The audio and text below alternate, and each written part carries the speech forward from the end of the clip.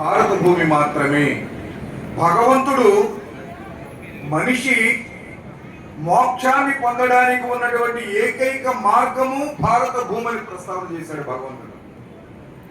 అంతేకాదు తను అవతరించాలనుకున్న ప్రతిసారి కూడా ఈ పవిత్రమైన భారతదేశంలో భగవంతుడు అవతరించాడు అనేక రూపాలలో. అందువల్ల చూడండి, శ్రీ మహావిష్ణువు 10 అవతారాలు, 10 అవతారాలు కొలుచుకుంటాం మనం.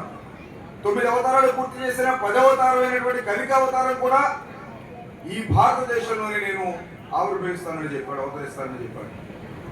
పరమేశ్వరుని యొక్క 12 ద్వాదశ జ్యోతిర్లింగాలు, అమ్మవారి యొక్క 18 శక్తిపీఠాలు, 108 శక్తి కేంద్రాలు, శ్రీ మహావిష్ణువు యొక్క చతుర్థధామాలు, పంచ సరోవరాలు, పర్వత రాజాలు, మహానగరాలు, పుణ్యక్షేత్రాలు, నదీమ తల్లులు, ఇవి భారత గడ్డ యొక్క సొంతం కావడానికి కారణం ఏమిటంటే ఈ భూమి ప్రత్యేకత ప్రపంచంలో ఏ దేశానికి లేదు. అది త్వం నిర్మితం దేశం హిందుస్థానం ప్రచక్షతే. స్వయంగా భగవంతుడు నిర్మించుకున్న భూమి కాబట్టి ఇది హిందుస్థానముగా వర్తిల్లుతున్నది.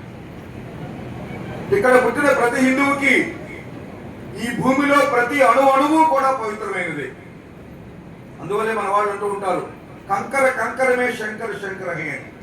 రాయిలో, రప్పలో, చెట్టులో, పుట్టలో, ఆకాశంలో, అగ్నిలో, మనిషిలో, జంతువులో, కీటకంలో, అన్నిటిలోనూ కూడా ఈశ్వర సర్వభూతాన్ని అని కాంక్షించేటటువంటి తత్వం భారతదేశంలో మాత్రమే మనం గమనిస్తాం. వేళ ప్రపంచం అతలాకుతలం అయిపోతుంది. అని క్షమించాలి రత్నాజీ గారు, ఇది 1 నెలల ముందు ఆలోచన చేసిన కార్యక్రమం అయి ఉంటుంది, శోభాయాత్ర. అది బైకుల మీద చేశారు. కానీ ఇవాళ సామాజికమైనటువంటి కోణంలో చూస్తే ఇది సరైన సమయం కాదు శోభాయాత్ర చేయడానికి మోటార్ సైకిల్తో. ఎందువల్లంటే పెట్రోల్ కి, డీజిల్ కి చాలా భయంకరమైనటువంటి కొరతలో ఉంది ప్రపంచ యుద్ధం కారణంగా.